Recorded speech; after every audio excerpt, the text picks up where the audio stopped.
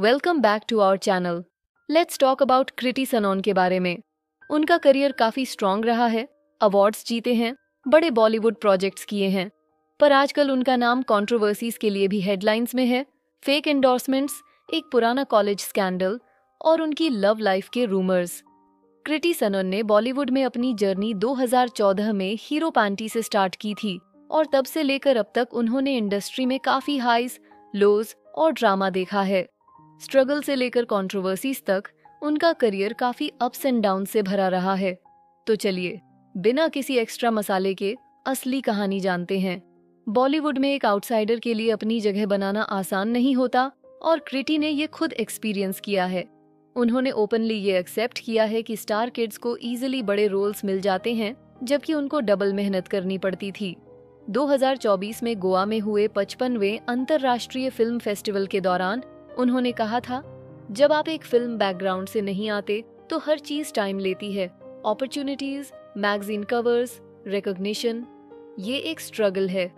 पिछले कुछ सालों में कृति सिर्फ अपनी फिल्मों की वजह से नहीं, बल्कि अनएक्सपेक्टेड कंट्रोवर्सीज और रिलेशनशिप गॉसिप की वजह से भी हेडलाइंस में रही हैं। ऑनलाइन स्कैंडल्स से लेकर उनकी लव लाइफ के रूमर्स तक, चलिए एक नजर डालते हैं कि क्या चल रहा है। दिसंबर 2023 में कृति एक बड़ी कंट्रोवर्सी में फंस गई जब रिपोर्ट्स आईं कि उन्होंने कॉफी विद कारण 8 के दौरान ऑनलाइन ट्रेडिंग प्लेटफॉर्म्स को एंडोर्स किया था।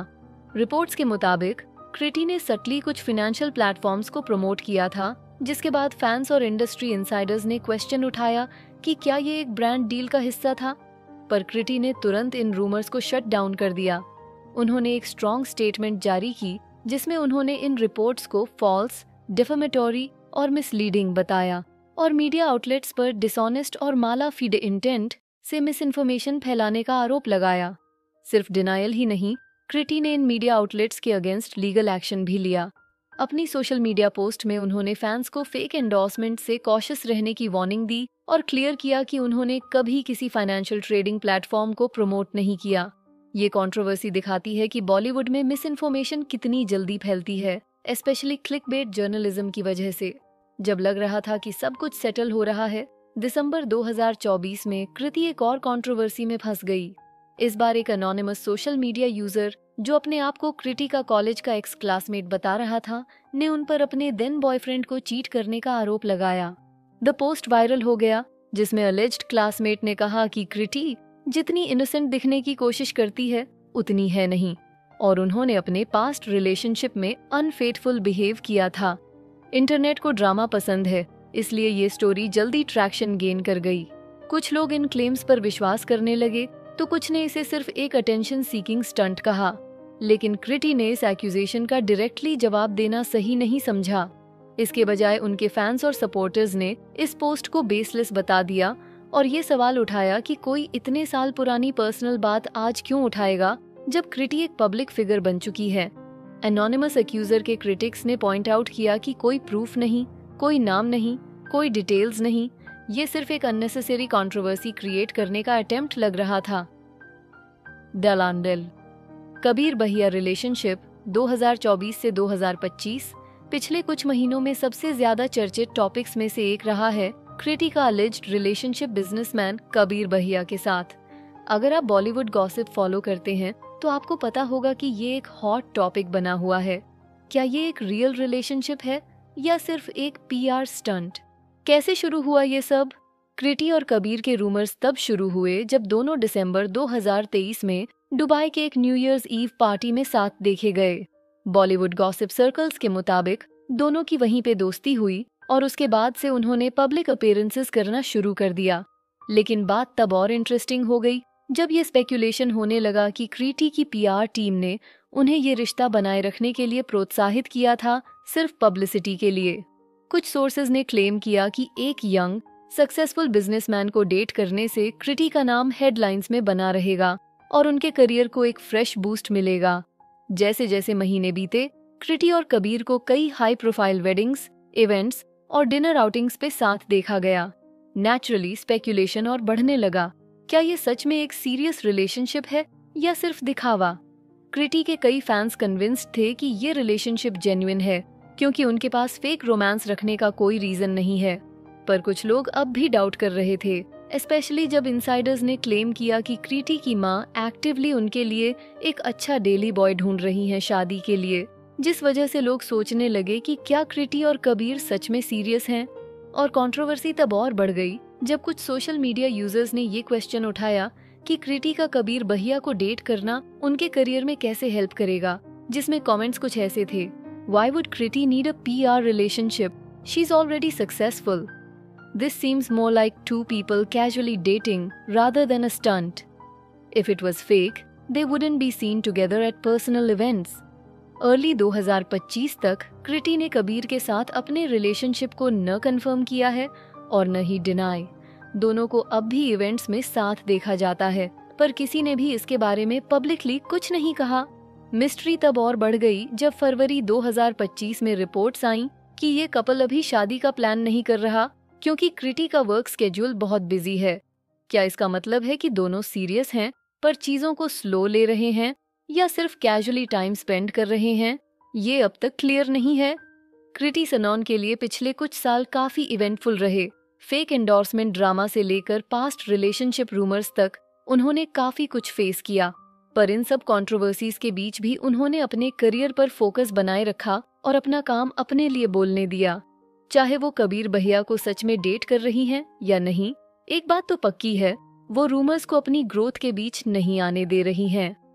तेरे इश्क में जैसी बड़ी फिल्म्स पाइपलाइन में हैं और उनकी production company blue butterfly films भी अच्छे प्रोजेक्ट्स कर रही है, जिससे कृति सही रीजंस के लिए स्पॉटलाइट में बनी हुई है। कृति सनोन और सुशांत सिंह राजपूत के रिलेशनशिप के रूमर्स काफी टाइम तक चलते रहे, स्पेशली जब दोनों ने साथ में राब्ता 2017 में काम किया था, पर दोनों में से किसी ने भी कभी ऑफिशियली कंफर्म नहीं किया कि वो रोमांटिक रिलेशनशिप में थे। फिर भी उनकी क्लोजनेस के बारे में स्पेक्यूलेशन होती रही। राब्ता के प्रमोशंस के दौरान इनके डेटिंग रूमर्स और ज्यादा बढ़ गए क्योंकि कृति और सुशांत की केमिस्ट्री ऑन स्क्रीन और ऑफ स्क्रीन दोनों जगह दिख रही थी। बहुत लोगों को लगा कि उनका बॉन्ड सिर्फ को स्टार्स से ज्यादा था।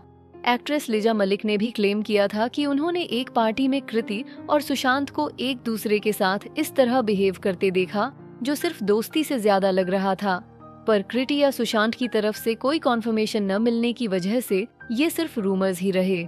जून 2020 में सुशांत सिंह राजपूत की अचानक मौत ने पूरे देश को हिला दिया।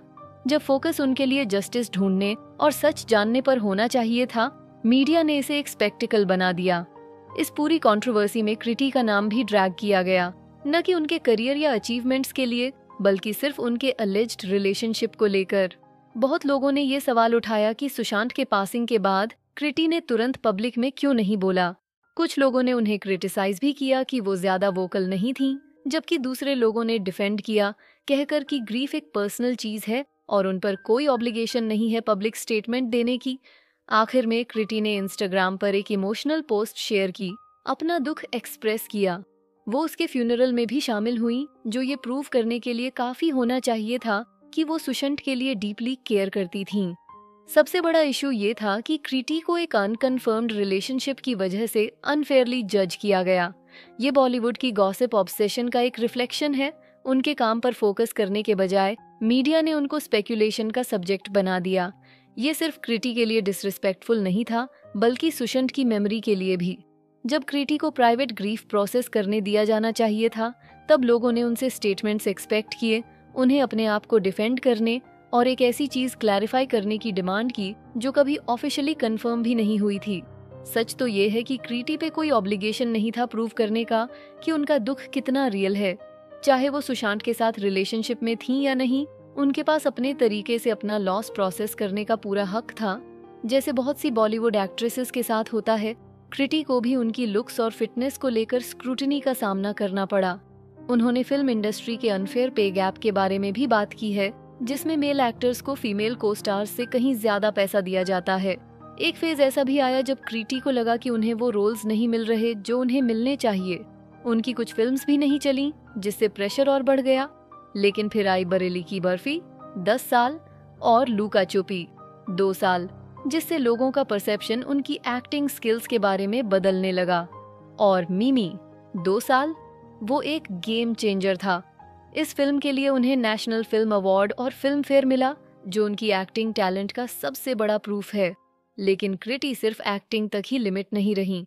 उन्होंने अपनी खुद की production company blue butterfly films launch की और उनका पहला प्रोजेक्ट डू पैटी, जो एक नेटफ्लिक्स थ्रिलर है जिसमें उनके साथ कजोल भी हैं, 2024 में रिलीज होने वाला है। उनका अपना क्लोथिंग ब्रांड एम्स टेकन, एक फिटनेस कंपनी द ट्राइब और एक स्किन केयर लाइन हाइफन भी है। चलो बात आगे बढ़ाते हैं। अपने थॉट्स कमेंट्स में शेयर करो और अगर ये पसंद आया हो तो लाइक, शेयर और सब्सक्राइब करना मत भूलना। See you in the next one.